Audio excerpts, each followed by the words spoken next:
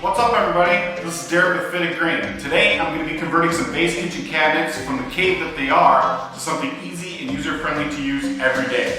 Take a look.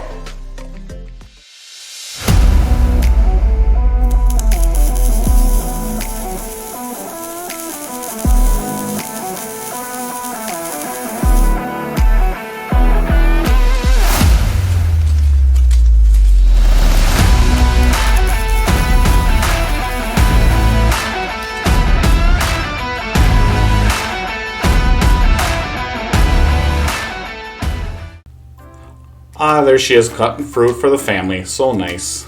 Get something to put that in. Really digging far back there. Love pineapple. Absolutely love pineapple. I guess she needs another one. Going in the back. Of course it's in the back. And this final... Yep, in the back. Keep bringing stuff out. Something tells me I got a project here. I can just smell it. Yep, I got a project. So installing some drawer pullouts here for the base cabinet was such a great addition to the kitchen. To start out with, I'm in the shop cutting 2-inch strips of 3/4 inch plywood.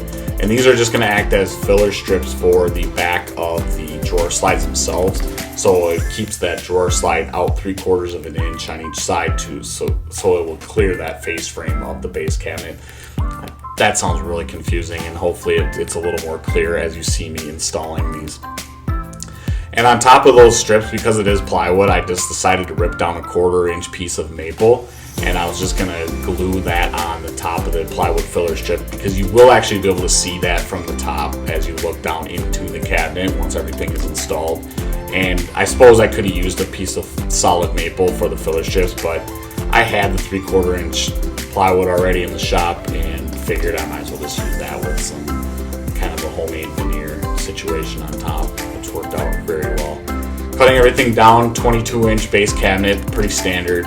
Also made it super easy to buy the drawer slides on Amazon. I went with full extension soft close drawer slides. Found a great deal on Amazon and they work great. So I highly recommend anyone buying drawer slides to check out Amazon. Just putting a quick sand on these filler strips themselves. I didn't actually end up finishing these, but I did want to sand them to make sure they were smooth. They are primarily covered by the drawer slide itself, so I didn't really see a super big need to finish. I might go back and finish the maple veneer top that you see me putting on here. And for this top, I used Titebond 3 to actually glue it down, but to make things a little bit quicker and allow me to work with it way quicker, I used the CA Glue trick. Basically, I got some Starbond medium thick with some accelerator there. A few dabs of that kept that veneer top down while I was able to work with it and while the Titebond 3 was drying. So, great trick, love it. As you can see, I'm sanding that thing flush, seconds after I installed it and had no issues. So that is a fantastic trick. I got the drawer slide held over the furring strip itself, and I'm just marking these hole locations on how I'm going to mount that thing in the base cabinet itself. Anything you can do outside the cabinet carcass itself and make things easy for you when you go to install, the better. Even right here, I'm just cutting a piece of 3/4 inch MDF to act as a spacer to allow me to mount these things at an equal height across. So there I am. I got that top piece held on top of that MDF and just construction adhesive and some screws.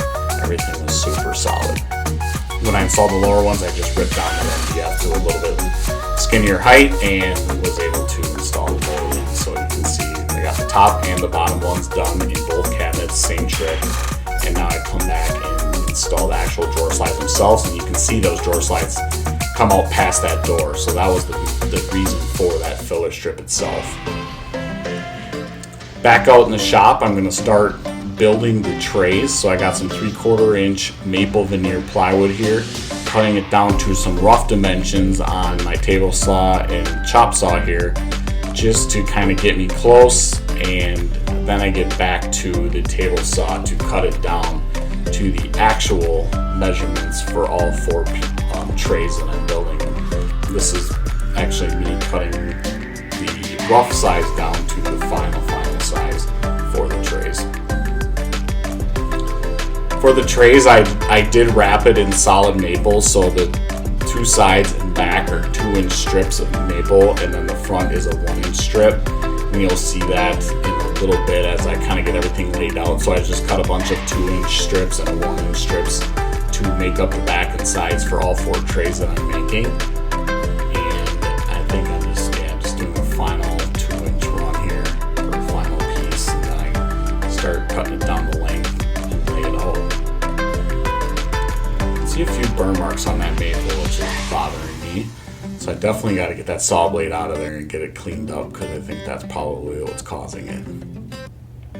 Typically, if you're getting burn marks on wood, it's either from a dirty saw blade or a dull saw blade. I happen to know my saw blade is fairly new, so I'm sure it's just dirty.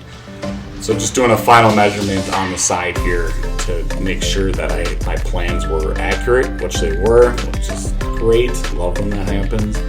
And just doing some repeatable cuts here. You can see I got my stand there set up for the repeats. Doing a final layout, and I'm really glad I did that final layout, because you'll see me put the drawer slide itself on the side just to kind of mock it up, see how it's all going to look. And then this is when I realized that front piece is not long enough and does not overhang the front of that drawer slide itself. And had I not caught that, it would have kind of been an unfinished look in the cabinet, so I did actually have to go back and recut those front pieces.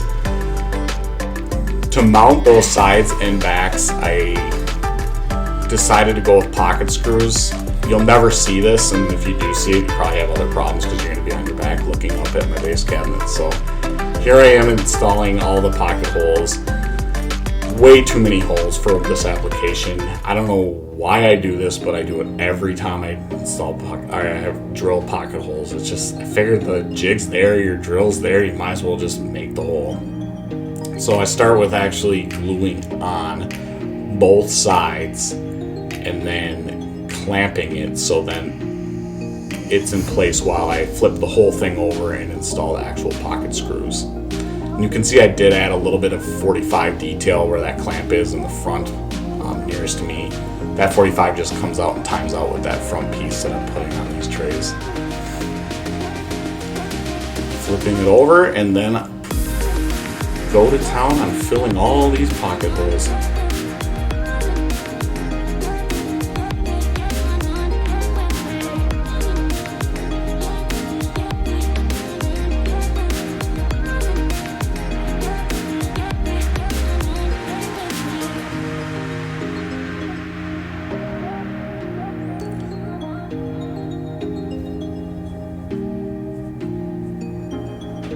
As I'm taking these clamps off, I noticed they did actually kind of draw those sides into the center of the tray, so it's not exactly square.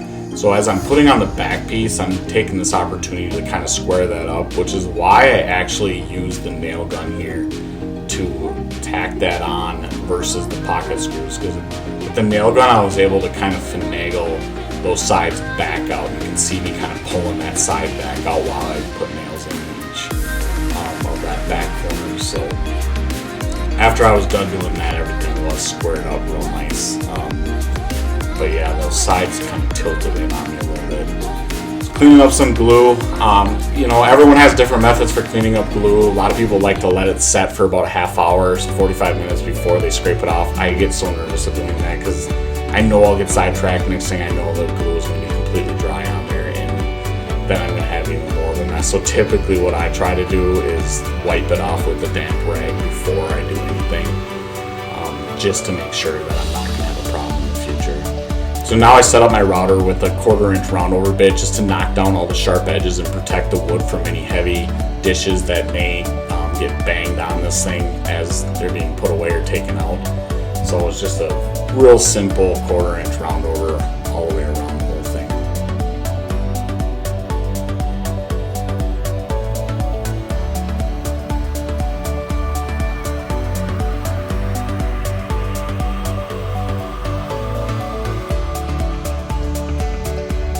I think I noticed a few blemishes in there, so I did kind of go back with the sander after I did my first pass with the router and kind of clean that up. But so now I'm going back in with the router just to make the final passes here.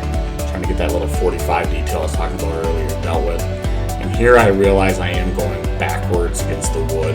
I got super lucky. I must have been distracted or thinking about something else when I was doing this. I typically am very cautious about what direction I'm going when I'm routing, but there I got super lucky. And you can see I left the front piece off on purpose, and that was basically just to account for the round over itself. I didn't want to round it over with that piece on because I felt like that joint where that 45-degree angle comes down to meet this front piece, I feel like that would have been really weird. So I actually routed the front piece separately from the tray itself and then installed it. And I can still see a few burn marks on this maple, but luckily I got lucky and was able to put, that sounds great. I was able to put that burn mark facing down, so you'll never see that. If you do see that, you're going to be looking at the pocket holes and everything else, and you probably have bigger problems because you're going to be on the floor looking up at my drawer pullouts here. So just taking some final measurements to center that thing, and then realized I actually had a scrap sitting on my bench that was the perfect width for that front piece. Couldn't believe it. It took the human error out of it, so I didn't need to measure anything. I just cut that scrap down to a more manageable size and use that on the one side just to center that front piece. It's so awesome when things work out like that, which is super rare, especially for me.